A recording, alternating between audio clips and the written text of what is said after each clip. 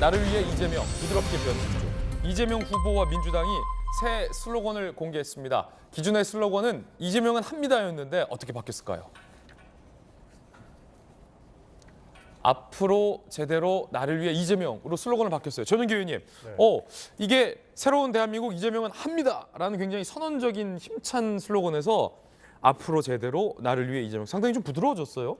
네, 사실 이제 목적의 변화라고 좀 봐주시면 좋을 것 같은데요. 원래 이재명 후보가 가장 강점을 가지고 있었던 부분이 추진력이었습니다. 그래서 국민들을 위해서 대한민국을 어떻게 설계하고 어떻게 바꿀 것이다라는 추진력을 보여주는 것이 새로운 대한민국 이재명은 합니다였으면, 이제는 사실 그 목적이 누구를 위해서 바꿀 것인가, 누구를 위해서 우리가 정책을 설계하고 대한민국을 이끌어 나갈 것인가에 대한 것에서 이제 목적이 조금 변화했다라고 봐주시면 좋을 것 같습니다. 사실 그 이재명 후보의 진심이기도 한데요. 정치하는 것이 단순히 그 정권 교체의 목적을 띌 수도 있겠지만, 물론 그런 것도 뭐 하나의 목적이 될 수도 있겠지만, 내가 사랑하는 사람들을 위해서, 나의 미래를 위해서 무엇을 바꾸겠다라고 하는 그 목적도 하나의 정치적 목적이 될 수 있기 때문에 이재명 후보가 이제 부드럽게 나를 위해서, 내가 사랑하는 사람들을 위해서 정치를 어떻게 바꿀 것이다라는 것을 국민들께 설득하기 위해서 그 진심을 담았다, 이렇게 봐주시면 좋을 것 같습니다. 새 슬로건, 바뀐 슬로건 마음에 드십니까, 전용기 의원은?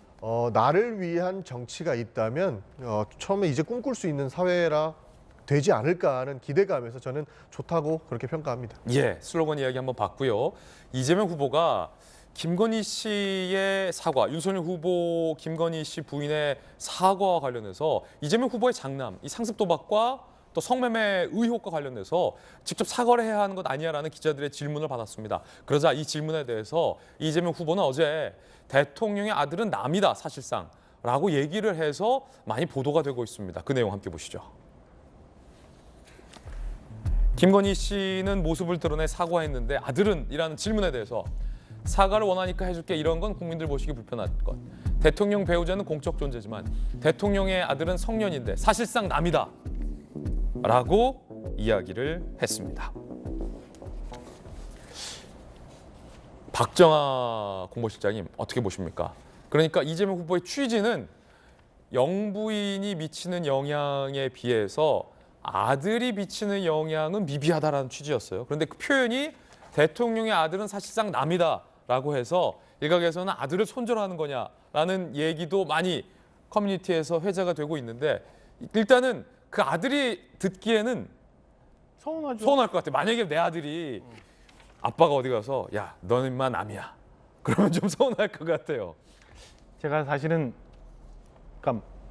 이재명 후보의 본 모습을 제대로 보여주고 있는 한 장면 아닌가 싶은 생각이 듭니다. 슬로건 그렇게 바꿨는데요. 얼마 전에 친구들하고 이렇게 얘기를 했었는데, 농담삼아 누가 그러더라고요. 만약에 이 사건이 굉장히 불거지면 이재명 후보는 자식마저도 손절할 수 있는 후보다라고 얘기해서, 야, 설마 그럴 수가 있냐. 아무리 그래도 나도 애를 키우는 입장인데 그거 어떻게 이랬는데 그 모습을 보여주는 거 아닌가 싶은 생각에, 저는 뭐 상대 후보 이전에 그냥 똑같이 이 시대를 사는 아이를 키우고 아이가 성장해가는 걸 보는 아빠, 아버지의 마음으로 굉장히 씁쓸합니다. 그러니까 내 목적을 위해서라면, 그리고 지금의 상황을 변화하고 넘어가기 위해서라면 뭐 자식마저도 저렇게 손절할 수 있다는 이재명 후보의 그 차가움에, 저는 뭐 정치적인 의미 이전에 인간적인 면에서도 굉장히 부적절한 답변이었고, 이재명 후보의 본 모습을 제대로 보여주는 한 장면이라고 생각합니다. 제 궁금한 게, 김관선 변호사님, 과거 이제 김영삼 대통령과 김대중 대통령 모두 다 아들의 문제가 있었어요. 대통령 아들의 문제가 이 정권에 큰 영향을 미쳤던 선례가 양쪽 정부 모두에서 다 있었는데, 법적으로 아들이 더 남에 가깝습니까? 아내가 더 남에 가깝습니까? 법적으로? 그 법적인 건 없어요. 왜 촌수로 따지잖아. 이제 법적 이유로 따지면 예. 배우자는 이제 무촌이죠. 배우자는 무촌이에요. 촌수가 없어요. 아들은 일촌이단 말이에요. 예. 그러면 아들이 더 멀죠, 배우자보다는. 아, 그런 거예요? 아들이 더 그런데 먹은 거예요? 좀 더 우리가 좀 깊이 들어가면 예. 우리가 이제 상당히 이혼한 부부들이 많아요. 그러면 헤어지게 되면 남이다. 배우자는 남이야. 헤어지면 근데 남이다. 아무리 재혼을 여러 번 해도 예. 아들은 아들이에요. 예. 그렇게 따져보면 아들은 정말 저승 갈 때까지는 떼어놓을 수 없는 존재다 이렇게 볼 수가 있어요. 물론 제가 뭐 우리 이재명 후보가 손절을 하기 위해서 뭐 아들을 그렇다고 보지는 않아요. 뭐. 그러니까 취지는 손절 이런 그게 취지는 아니고 아니에요. 예. 배우자의 공적 존재가 아들보다는 훨씬 더 중요하기 때문에 배우자의 검증은 철저하게 하지만 아들의 검증은 그보다 중요하지 않다. 자, 그 발언에는 김관섭 의원님 동의하십니까?